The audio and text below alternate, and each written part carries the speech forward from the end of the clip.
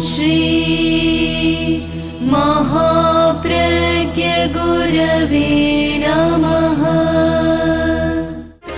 जिसके सांसों में रहता है शाश्वत शांति का स्पंदन, उस महाप्रज्ञ को वंदन, उस महाप्रज्ञ को वंदन।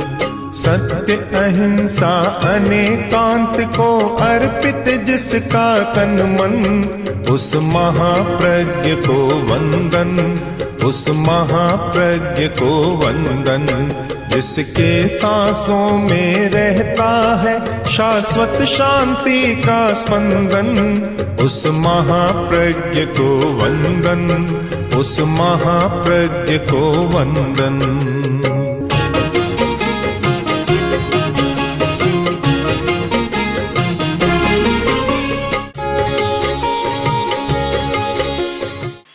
तत्व विद्या के अनुसार हमारी जो 5 अंगुलियां है, यह जल तत्व, दूसरी अंगुली पृथ्वी तत्व, तीसरी आकाश तत्व, चौथी वायु तत्व और अंगूठा अग्नि तत्व।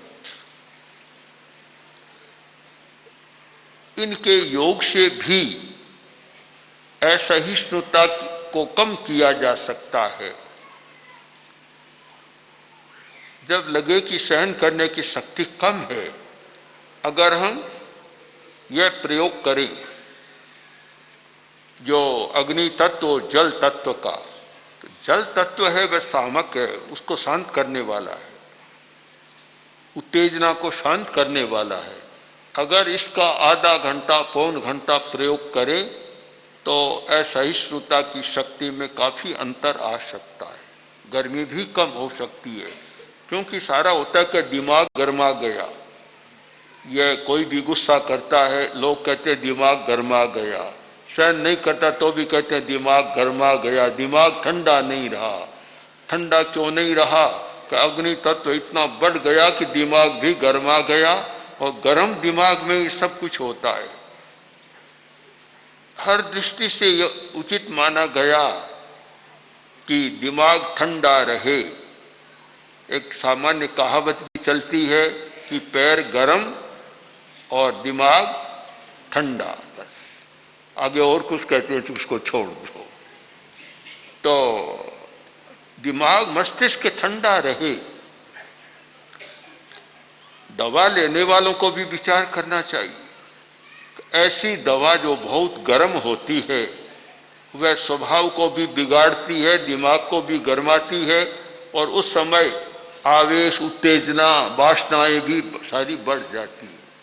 तो अधिक गर्म दवा लेने में भी बहुत ख्याल रखना चाहिए। कभी कोई असावधानी होती है तो समस्या पैदा हो जाती है, और जब लगे कि समस्या है तो तत्काल उससे निवृत्त हो जाना चाहिए, उसे छोड़ देना चाहिए। एक वस्तु पर विचार करें, कितने पहलुओं से सोचना होता है, सीधा कोई भी नहीं होता। परिवर्तन सरल काम नहीं है, जबकि जिस भाव की उत्पत्ति भी जटिल है तो भला परिवर्तन उसका सरल कैसे होगा? उत्पत्ति में जटिलता और परिवर्तन में भी जटिल समस्याएं हैं, और उन सब समस्याओं पर विचार करें तब कुछ ठीक होता है। हमें सबसे ज़्यादा ध्यान देना है बस गले से लेकर सिर तक, ये स्थान है खास। नीचे का स्थान है, यह गला है, वह मन का स्थान है। ऊपर का स्थान भावों का स्थान है, भावों का केंद्र है। एक आदमी बैठा है, उदास है, दूसरे ने देखा आदमी उदास है, क्या हाथ देखने से पता लग जाएगा उदास है? किसी ने पैर देखा और पता लगेगा कि उदास है? हाथ देखा क्या पता लग जाएगा? मुंह देखा तब पता कैसे लगेगा? कि मुंह देखा और आदमी कहता है तो उदास कैसे हो, यह पता किससे लगा? न हाथ से लगा, न पैर से लगा, न पेट से लगा, न गले से लगा, किससे लगा? कि मुंह देखने से लगा। यह मानना चाहिए कि भावों का दर्पण है हमारा मुंह। कौन सा भाव? क्रोध का भाव, अहंकार का भाव, माया कपट, लोभ, वासना, भय, घृणा, ये सारे भाव। ये भाव, इन भावों को पहचान कहाँ से होती है? पता किससे लगता है? केवल मुंह से लगता है। बस मुंह देखा और क्रोध है तो भी पता लग जाएगा, अहंकार है तो भी पता हमें लगेगा, माया कपट कर रहा है तो भी बहुत अच्छा पता मुंह से लग जाएगा, लोभ का भी पता लगेगा। तो हर भाव का दर्पण है हम आदमी का मुंह। मुख से सारा पता लगता है और उनमें भी इंद्रियां भी अपना पता देती, आंख बहुत पता देती है। तो यह है एक दर्पण, देख लो पता लग जाएगा। तो इसका अर्थ हुआ कि जैसे शरीर में चैतन्य केंद्र हैं तो भावों के चैतन्य केंद्र हैं, वे ऊपर है, नीचे नहीं। इंद्रियों का स्थान भी मुंह में है। पांचों इंद्रियां, स्पर्शन इंद्रिय आगे भी जाती है पर मुख्य केंद्र मुंह में उसका सारा वहां है। हर्ष, शोक, भय, एक आदमी में हर्ष है, देखते ही पता लग जाएगा। कहाँ से लगेगा? आंख को देखो, दांत को देखो या मुंह कपोल को देखो, पता लग जाएगा कितना हर्षोत्फुल्ल है। और एक शोक में निमग्न है तो उसका भी पता लग जाएगा। तो हम इस बाहरी लक्षण से हम पकड़ सकते हैं कि भाव का मुख्य केंद्र यह गले से ऊपर, गला भी कुछ, और गले से ऊपर मुंह का जो स्थान है, यह सारा भावों का एक दर्पण है। हम पता लगा सकते हैं कौन सा भाव चल रहा है। असहिष्णुता भाव है, सहिष्णुता भी भाव है। असहिष्णुता नकारात्मक भाव है और सहिष्णुता उसका उल्टा अपोजिट सकारात्मक भाव है। अब उसका विकास करना है तो विकास के लिए हमें भाव के केंद्रों पर ध्यान देना है। जो व्यक्ति दर्शन केंद्र, ज्योति केंद्र, शांति केंद्र और ज्ञान केंद्र, इन चार केंद्रों पर ध्यान का प्रयोग करता है, उसमें अनेक सकारात्मक भाव जन्म लेते हैं तो सहिष्णुता का भाव भी उसका जन्म ले सकता है। नीचे के केंद्र उसके लिए जिम्मेवार नहीं है। सहिष्णुता का विकास यहाँ होगा, नीचे नहीं हो सकता। अगर हम इसको मेडिकल साइंस की दृष्टि से, शरीर शास्त्र की दृष्टि से विचार करें तो भाव का मुख्य केंद्र है हमारा हाइपोथैलेमस, जहां की भाव जन्म लेते हैं। और हाइपोथैलेमस से जुड़ी हुई ग्रंथियां हैं पीनियल और पिट्यूटरी ग्लैंड। पीनियल और पिट्यूटरी जो सब ग्रंथियों पर अपना नियंत्रण रखती है। पीनियल ग्लैंड जिसके बारे में अभी बहुत कम जानकारी हो पाई है, अब कुछ हो रही है। पिट्यूटरी के बारे में तो काफ़ी जानकारी है, पीनियल के बारे में कम है। हमारी दृष्टि में हमने प्रेक्षा ध्यान के संदर्भ में देखा, अनुभव किया कि ये पीनियल ग्रंथि हमारी भावधारा से बहुत जुड़ी हुई है। तो ये स्थान दर्शन केंद्र, ज्योति केंद्र, शांति केंद्र, ये सब पिट्यूटरी और पीनियल ग्लैंड को प्रभावित करते हैं। और ज्ञान केंद्र पर ध्यान हाइपोथैलेमस को प्रभावित करता है। तो इन केंद्रों पर हम ध्यान करें या सुझाव दें, जिस गुण का विकास करना है उसका सुझाव दें, तो उसमें परिवर्तन की संभावना है। जैसा कल कहा था परिवर्तन के लिए एक है सकारात्मक दृष्टिकोण का विकास और दूसरा है हमारे शारीरिक और मानसिक और भावात्मक स्थितियों का परिवर्तन। तो जब हम दर्शन केंद्र पर ध्यान करते हैं तो उससे पिट्यूटरी ग्लैंड प्रभावित होता है, एक परिवर्तन होता है। परिवर्तन का यहाँ से प्रारंभ होता है हमारा भावात्मक परिवर्तन, आदतों को बदलना, स्वभाव को बदलना, आदतों में काट छांट करना, नई आदतों का प्रत्यारोपण करना, यह सारा कार्य यहाँ से शुरू होता है, जिसे हठ योग में कहते हैं आज्ञा चक्र, और प्रेक्षा ध्यान की भाषा में है वह दर्शन केंद्र। ये बहुत महत्वपूर्ण यहाँ से प्रारंभ होता है दर्शन केंद्र। यहाँ ध्यान करें, कायोत्सर्ग की मुद्रा में बैठ गए, शरीर को बिल्कुल ढीला छोड़ दिया, कंठ का भी कायोत्सर्ग कर लिया, कंठ को भी बिल्कुल शिथिल कर दिया। और कंठ का शिथिलीकरण बहुत जरूरी है। पूरे शरीर का कायोत्सर्ग करते हैं वैसे कंठ का कायोत्सर्ग, कंठ पर ध्यान केंद्रित किया और कंठ को बिल्कुल ढीला छोड़ दिया। इसका अर्थ है मन को हमने शिथिल कर दिया और मौन भी कर लिया, वचन भी शिथिल हो गया। एक मौन वह है कि न बोलना, एक मौन वह है कि स्वर यंत्र को शिथिल कर देना। न बोलना यह मौन तो एक स्थूल मौन है, उपचार से हम मौन कहते हैं। न बोला, बोला नहीं, लाभ तो है कि बोलने में जो शक्ति खर्च होती है वह नहीं हुई, किंतु पूरा लाभ नहीं होता। पूरा मौन कौन सा होता है कि जब स्वर यंत्र को शिथिल कर दिया।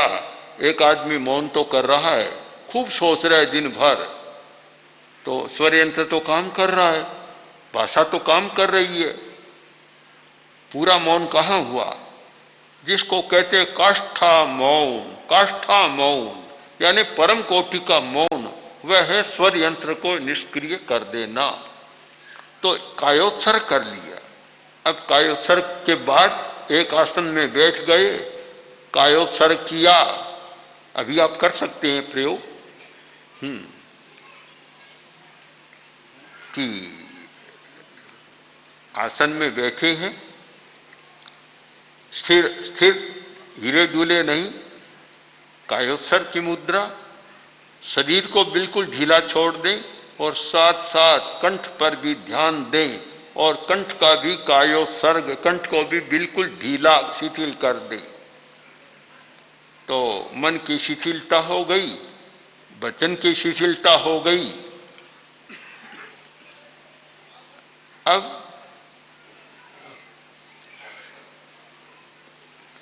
काया की शिथिलता, तीनों की शिथिलता, शिथिलीकरण। इस स्थिति में दर्शन केंद्र पर ध्यान करें। दर्शन केंद्र दोनों भ्रिकुटियों के बीच जो दर्शन केंद्र का स्थल है वहाँ ध्यान जमाएं। पहले धारणा करें, 1 मिनट धारणा में लगाएं। जहाँ ध्यान करना हो पहले उस स्थान पर मन को टिकाएं। जब तक स्थान को नहीं पकड़ेंगे मन चंचल ज्यादा रहेगा। पतंजलि ने ठीक कहा, देश बंधस चित्तस्य धारणा, चित्त का देश बंद कर दो, एक स्थान पर उसको बांध दो। जैसे बछड़े को खूंटे पर बांधा जाता वैसे बांध दो उसको। तो चित्त को मन वहां टिकाओ। टिकाने के बाद अब एक संकल्प करो दीर्घ श्वास के साथ कि सहिष्णुता की शक्ति का विकास हो रहा है। 3 बार इसको दोहराओ, सहिष्णुता की शक्ति का विकास हो रहा है, सहिष्णुता की शक्ति का विकास हो रहा है। और इस संकल्प को फिर दर्शन केंद्र के भीतर ले जाओ। फिर बोलो मत, भीतर देखो, गहराई से देखो, और ये देखो जैसे भीतर लिखा हुआ है, जो संकल्प किया कि सहिष्णुता की शक्ति का विकास हो रहा है, वह भीतर लिखा हुआ है, और उसे पढ़ते रहो, पढ़ो उसे।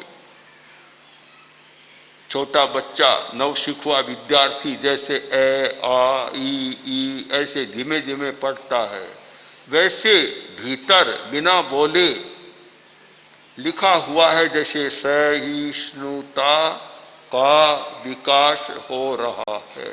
एक एक अक्षर को धीमे धीमे पढ़ते रहो, पढ़ते जाओ, पढ़ते रहो।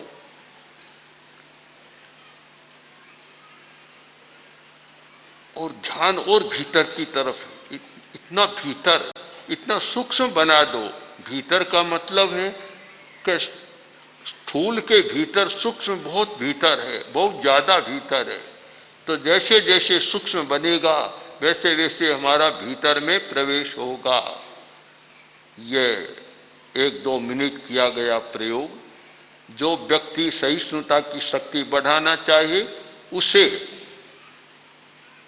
5 मिनट, 10 मिनट और अभ्यास करते करते 15 मिनट, 20 मिनट, आधा घंटा तक इसको ले जाए, और आधा घंटा तक यह दर्शन केंद्र पर प्रयोग करे और 3 महीना तक निरंतर करे, तो फिर आप देखिए कि उसमें सहिष्णुता कितनी बढ़ती है। ये प्रयोग के बिना केवल वाचिक आंदोलन से, वाचिक मंथन से यह नहीं होता। इसमें यह प्रयोग, और यह प्रयोग एड्रिनल ग्लैंड को भी प्रभावित करता है, उसके जो एड्रिनलिन स्राव को भी कम करता है, नियंत्रित करता है, उत्तेजना को भी कम करता है, और सारी स्थितियां बदलती है। तो यह शक्ति विकास के लिए, सहिष्णुता के विकास के लिए बहुत महत्वपूर्ण प्रयोग है दर्शन केंद्र का ध्यान। और इससे आगे जाएं तो 3 ध्यान केंद्र और हैं, ज्योति केंद्र, शांति केंद्र और ज्ञान केंद्र। ये 4 मुख्य केंद्र हैं जहाँ हम जितने हमारे नकारात्मक भाव है, असहिष्णुता, अहंकार, माया, छल कपट, लोभ, अति लोभ, घृणा, भय, अति भय, वासना, अति वासना, इन सब का परिष्कार किया जा सकता है, और परिष्कार करने के ये साधन है। ये हमारा ध्यान का प्रयोग। एक प्रयोग है सहिष्णुता का, सहिष्णुता की अनुप्रेक्षा, जो बहुत प्रचलित है, बहुत परिचित है, लोग उसका भी प्रयोग कर सकते हैं। इन केंद्रों पर सहिष्णुता का प्रयोग कर सकते हैं, उस अनुप्रेक्षा का प्रयोग किया जा सकता है।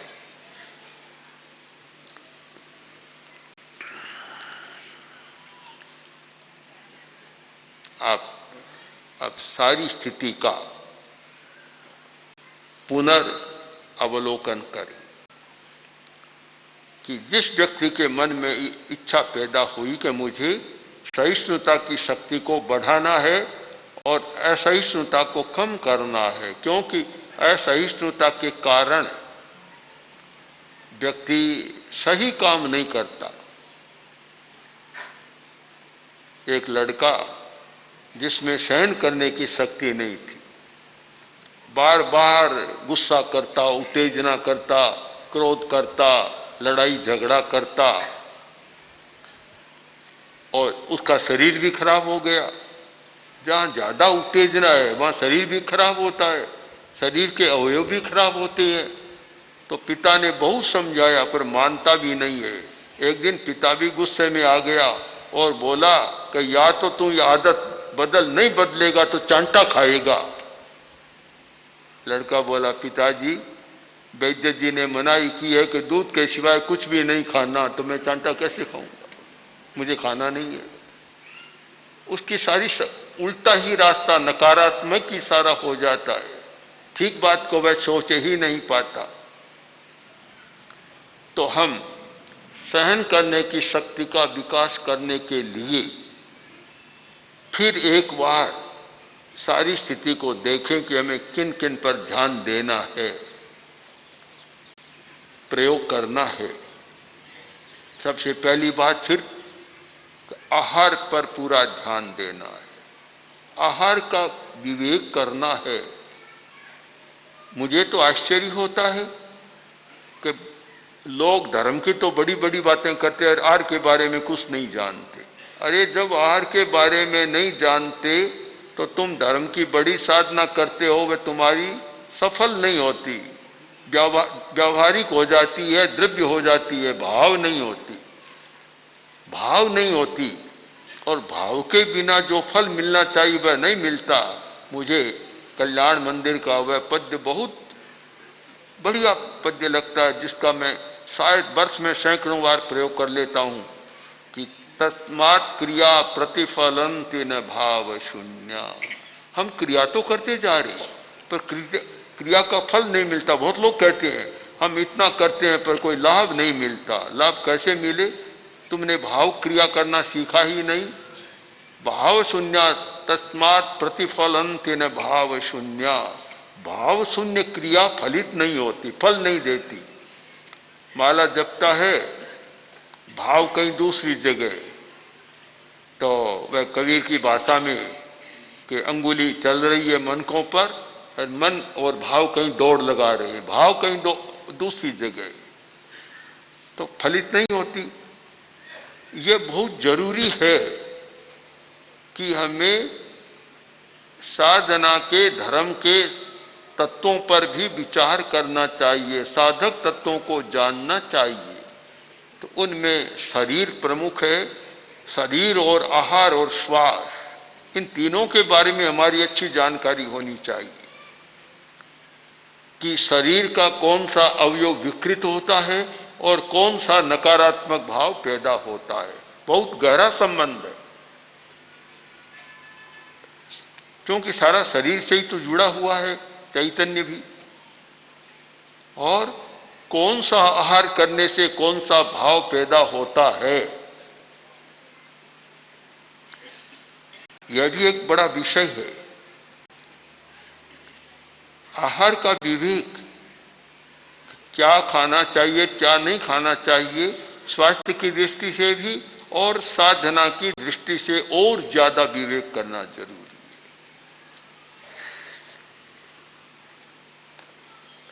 दूसरी बात, तत्वों का ख्याल रखना।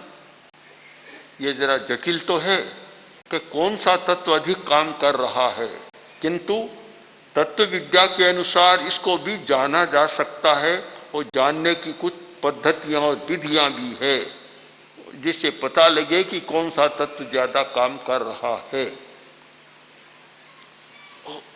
और ये ध्यान रहे कि पृथ्वी तत्व या कोई भी तत्व है, जल तत्व, ये काफी सहायक बनते हैं साधना में, किंतु अति इनकी भी अच्छी नहीं है। पांचों ही तत्वों की अति बीमारियां पैदा करती है, शरीर की बीमारियां भी और मन की बीमारियां भी।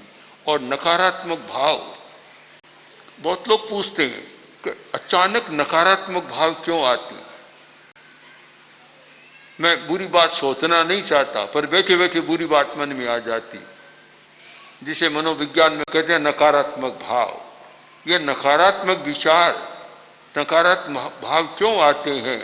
तत्व की दृष्टि से मीमांसा की गई कि जिस व्यक्ति में पृथ्वी तत्व की अतिरिक्त मात्रा बढ़ जाती है तो नकारात्मक भाव आने शुरू हो जाती है। अगर इस सारी दृष्टि से हम धार्मिक लोग भी विचार करें कि अच्छी साधना, धर्म की आराधना कैसे हो सकती है, तो इस विषय में ये सारे प्रयोगों की जानकारी जरूरी है। और आज जिसकी मुख्य चर्चा की सहिष्णुता की शक्ति का विकास बहुत बड़ा गुण है, बड़ी शक्ति है, उसका विकास करना हो तो इन सारे तत्वों पर विचार कर एक ऐसी संतुलित जीवन प्रणाली, जीवन शैली बनाएं जिससे हमारी सहन करने की शक्ति का विकास हो सके। ओम आर ओम श्री महाप्रज्ञ गुरवे नमः। ओम श्री महाप्रज्ञ गुरवे